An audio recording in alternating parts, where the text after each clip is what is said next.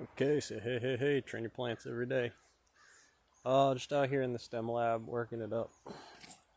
So this morning I come over here and I finished out uh, scrogging it out again. It is July 15th, 14th, 14th.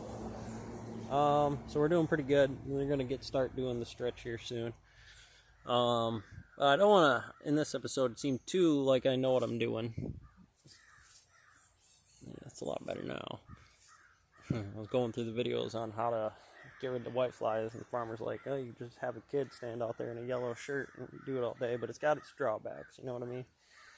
So we're getting in here. Again, this did pretty good. I haven't really been able to tell if there's any whiteflies underneath it, and I still have to trim this stuff off later. Right now it's not a problem, and it's all just going to help it just pop off, come off into here. Now last year, from this time frame, they like doubled in height. I had 10 footers last year, and I was looking at eyeballing some of them and standing over other ones and come out with some winners. This was one of them. This is a clone off of that again. But I wanted to talk about how to do some different sub-testing. I guess I could have put a bottle of rubbing alcohol out here too. That would have been real nice. But not because we're going to mix all of that. Here, I got, one drop of soap. Dish soap, gone. Looks like. That's what one drop looks like right there. Okay. This is acetaminophen. This is ibuprofen. And this has got starts with a P acid, phono something acid. Generally, we're looking for acetatic acid. Or, I forget, there's a couple other ones by acids. And if it's not the acetatic or the starts with a P acid one, then you're looking for the one that's got like animal fat. Animal and plants produce it, but they don't necessarily, plants don't do that fatty acid quite the same way. And you can generally beat the crap out of them. I mean, they will grow back. It's nice, and especially if you don't break them. Have an issue here. I did still crack that stem, and I might use hydrogen peroxide on that.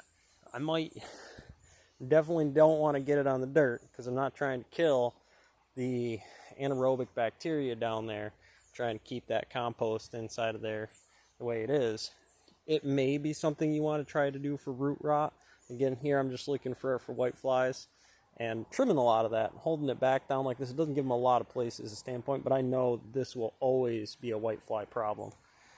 And so when we're doing the testing in here, everything being quantum mechanics, yeah.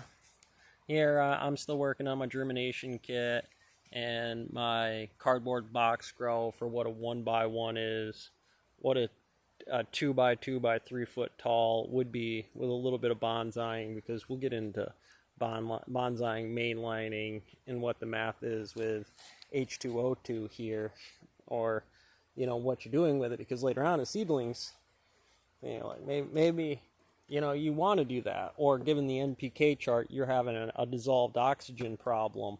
How do you deal with that? Well, maybe in those circumstances the sands and ionization of what's going down there could be treatable by the parts per million, or one drop.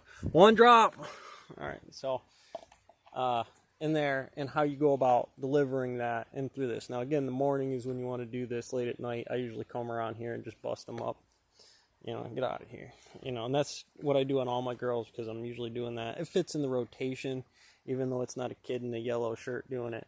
It generally works. This thing should pop up like that right there. Good. Oh, a tree branch broke me off right there. But better than that whole thing coming down, I guess. So yeah, that, and I also had an issue with this part growing in this year. I was right there last year and I had it perfect, but I might have to trim the top of that tree over there.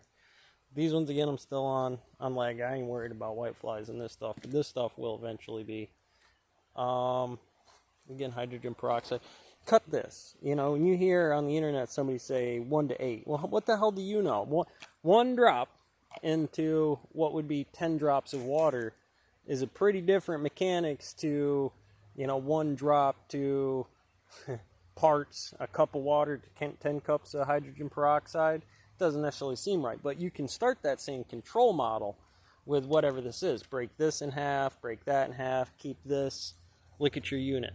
That's what it takes to deliver that onto the system. So that's what you want to do. So yeah, otherwise she's looking great. She's got a little bit more finishing up to do. I did this early this morning, so she's still coming around, and that was the last branch. And you can start to see everything popping back up. About the size of my fist. Well, there's 4 of them. It's big underneath there. I dug them pretty deep, right to the ground. I wanted to test some theories. I want to make sure I get that stem rot under control or not really being an issue. And I've pushed them pretty low to the ground before. I want to try this. Usually it takes 10 gallons of water, something like that, to do this whole thing and keep it humid. Just do a couple more minutes here. 30 seconds or so. So again, when we're getting in here, we'll finish this off because we're going to actually run that whole system out into the seed model out here in the stem, straight from the ground state inverted soil test. Yeah, inverted soil test, diagrams, growth charts, growth logs outside in garden bed, which is very similar, but it has more of the controlled positions under the weather and conditions, daylight cycles, configuration space, about what we could do with some testing later, not only in the actual physical space, but how we might want to try 1 drop of a system or 2 drops of a system. Am I seeing results on those clones for what this is when they're that type of it? That's what all those are. So it might be a clean way to kind of run some tests, however you want to set those things up. That's my note. Catch you on the next one. Look at that thing. 6 foot. 6 foot, 6 foot.